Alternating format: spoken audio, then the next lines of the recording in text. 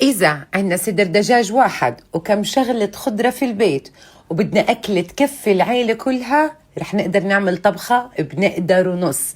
حنحضر مع بعض اليوم أكلة إشي من اللي بيشتهيه قلبكم، وبطنجرة واحدة وما بتاخد معاكم وقت في التحضير، يا دوبك نص ساعة وأطيب وجبة غداء ممكن تكونوا جربتوها بحياتكم صارت جاهزة. فكالعادة أحبائي خلينا ننزل على التعليقات نصلي على الرسول حتى أكسب أجر أنا وإنتو.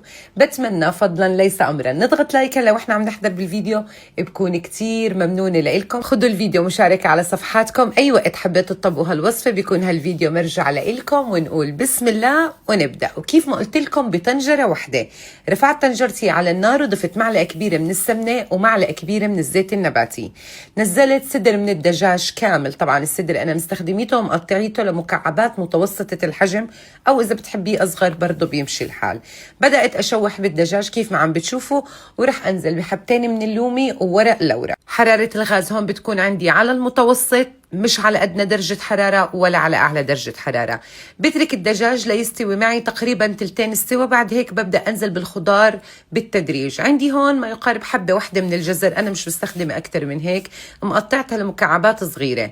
بدأت أشوح بالجزر، أول ما الجزر استوى عندي ضفت ما يقارب كوب ونص من البازيلا، مش أكتر من هيك، تمام. وبرضه بشوحهم وبغطي الطنجرة وبترك البازيلا والجزر ليستووا معي كامل السوا. هلا أنا عم بعطيكي فكرة بالنسبة لأنواع الخضار اللي أنا مستخدميتها، ولكن اللي متاح عندك بتحبي تستخدميه بيمشي الحال. عندي هون حبة من الفلفل الرومي الأحمر والأصفر والأخضر، قطعتهم لمكعبات صغيرة أيضا وضفتهم.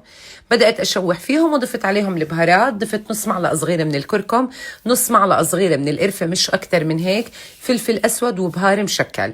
بشوحهم شوي سوا، تمام. بعد هيك رح أضيف فطر فريش، أو لو متاح عندك معلب كمان بيمشي الحال، ولو بدك تستغني عنه برضه بيمشي الحال.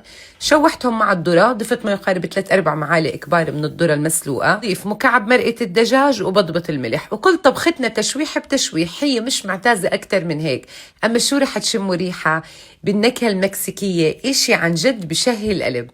أول ما تشوحت عندي كليات المكونات وتأكدت إنه الخضار والدجاج استوى عندي تماما، رح أشيل ما يقارب 4-5 كفاكير كيف ما عم بتشوفوا، وبحطهم بمقلاي وبشيلهم على جنب. عندي هون 3 كاسات من الرز البسمتي المغسول والمنقوع لمدة ربع ساعة، بنزل فيه فوق الخضار كيف ما عم بتشوفوا، وبضبط ملح الرز وبشوحهم مع بعض.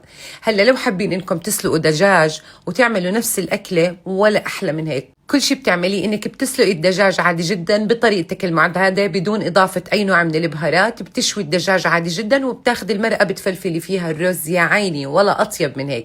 انا ضفت مي، تمام، ارتفاع 2-3 سنتي عن الرز. بترك الرز ليغلي معي اول غلوة، بهدي الحرارة على الاخر، وبترك الرز ليستوي معانا كامل السوا. بياخد معاكي من 20-25 دقيقة، مش أكتر من هيك. شوفوا لي بسم الله ما شاء الله قديش هالرز طالع نثري وبجنن. هالأكلة يا جماعة غير شكل. لو حبيتوا إنكم تعملوها لأولادكم أبدا ما تترددوا، لأنه عن جد بتشهي. كمية الخضار اللي شلناها على جنب حطيتها على الرز وزينا فيها بالمكسرات، ويا عيني إشي بشهي القلب. ضروري إنكم تجربوها. قدموها مع الخيار بالزبادي أو بالسلطة لو بتحبوا. أحبائي لو وصلتوا معي لهون وعجبتكم الوصفة، بتمنى تكتبوا لي تم و10/10 يا ملك. كمان بشرفني كتير أعرف من أي بلد بتتابعوني، كتير بحب شوف تعليقاتكم الحلوة وأتعرف عليكم من أي بلد. ألف صحة وعافية مقدما، دمتم بألف خير. بشوفكم على خير إن شاء الله في فيديو كتير قريب، وباي باي.